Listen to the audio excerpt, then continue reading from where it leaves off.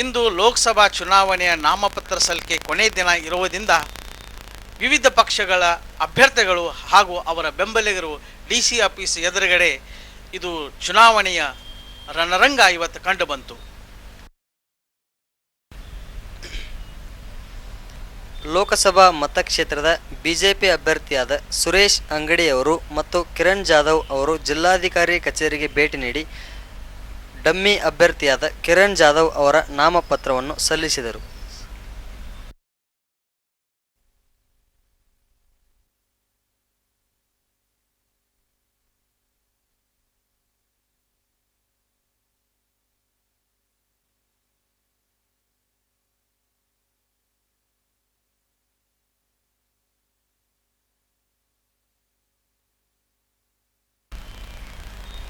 ಲೋಕಸಭಾ ಮತದಾನದ ಮುಂಚೆ ಎಲ್ಲ ಪಕ್ಷಗಳ ಬ್ಯಾನರ್ಗಳು ಎಲ್ಲೆಲ್ಲಿ ಕಾಣುತ್ತಿದ್ದವು. ಕಾರಣ ಇದು ನೀತಿ ಸಂಹಿತೆ ಉಲ್ಲಂಘನೆ ಎಂದು SB ಕಾನಗೌಡರವರು ಜಿಲ್ಲಾಧಿಕಾರಿಗಳಿಗೆ ಮನವಿ ಪತ್ರ ಸಲ್ಲಿಸಿದರು.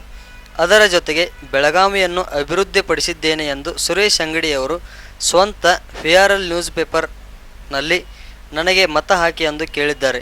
ಇದು ಕೂಡ ನೀತಿ ಸಂಹಿತೆ ಉಲ್ಲಂಘನೆ ಎಂದು ಕುಮದಾ ಟಿವಿಯೊಂದಿಗೆ ಮಾತನಾಡಿದರು. ಚುನಾವಣೆ ಬೆಳಗಾವಿ ಕ್ಷೇತ್ರಕ್ಕೆ ಅಧಿಕಾರಿಗಳಿಗೆ ನಾನು 2 ಪೆಟಿಷನ್ಸ್ಗಳನ್ನು ಕೊಟ್ಟಿದ್ದೆ.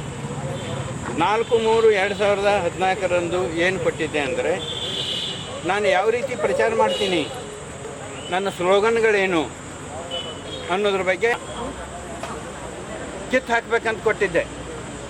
ನಾನೊಂದು ಪ್ರಶ್ನೆ ಕೇಳಿದ್ದೆ, ಚುನಾವಣೆ ಸಹ ಬೋರ್ಡು ಬ್ಯಾನರು ಅಲ್ಲೇ ಇಲ್ಲೇ ಕಟ್ಟಿದ್ರು, ಯಾಕೆ? ಇದ್ರ ಮೇಲೆ ಜಿಲ್ಲಾ ಚುನಾವಣಾಧಿಕಾರಿಗಳು ಹೀಗೆ ಎಲ್ಲ ಬೋರ್ಡ್ಗಳನ್ನು ಇಟ್ಟಿಟ್ಟು ಮೊದಲೇ ಮಾಡಿದ್ದಾರೆ ಅಂತಂದರೆ ಇದು ಪ್ರಚಾರದ ಒಂದು ಹಾದಿ ಅಲ್ವೇ? ಅದಕ್ಕೆ ಇವರು ಚುನಾವಣಾ ಅಧಿಕಾರಿಗಳಾಗಲಿ, ಇವರು ಏನು ಚುನಾವಣೆ ಈ ತಿಂಗಳಾಗ ನಡೀತೈತೆ ಅಂತಂದರೆ ಅದನ್ನು ಯಾಕೆ ಇದನ್ನು ಮಾಡಿದರು? ಇದು ಒಂದು ಪ್ರಶ್ನೆ. ಆಮೇಲೆ ಇನ್ನೊಂದು ಏನಂದರೆ, ಸುರೇಶ್ ಅಂಗಡಿ ಅವರು ಒಂದು ಬುಕ್ ಪ್ರಿಂಟ್ ಮಾಡಿದ್ದಾರೆ. ಅದು ಪಬ್ಲಿಕೇಶನ್ ಏನಾಗಿದೆ ಅಂದರೆ VRL ಮೀಡಿಯಾ ಲಿಮಿಟೆಡ್ ಅಂದರೆ ವಿಜಯ.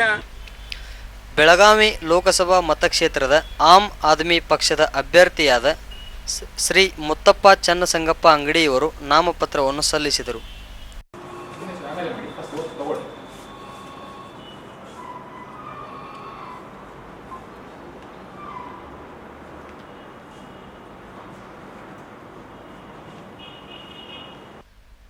ಶಿವಸೇನಾ ಅಧಿಕೃತ ಉಮೇದುವಾರ ಹನುಮಂತ್ ಮಜೂಕರ್ ಅವರು ತಮ್ಮ ನಾಮಪತ್ರವನ್ನು ಬೆಂಬಲಿಗರೊಂದಿಗೆ ಬಂದು ನಾಮಪತ್ರವನ್ನು ಸಲ್ಲಿಸಿದರು.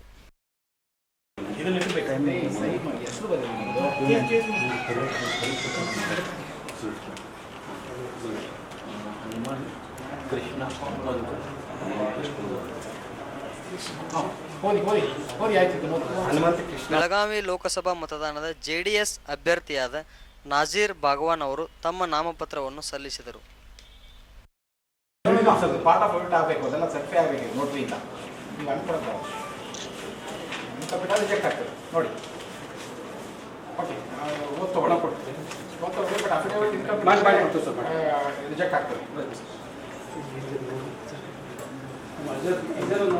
ಲೋಕಸಭಾ ಮತಕ್ಷೇತ್ರದ ಪಕ್ಷೇತರ ಮಹಿಳಾ ಅಭ್ಯರ್ಥಿಯಾದ ಲಲಿತಾ ಪಾಟೀಲ್ ಇವರು ತಮ್ಮ ನಾಮಪತ್ರವನ್ನು ಸಲ್ಲಿಸಿದರು.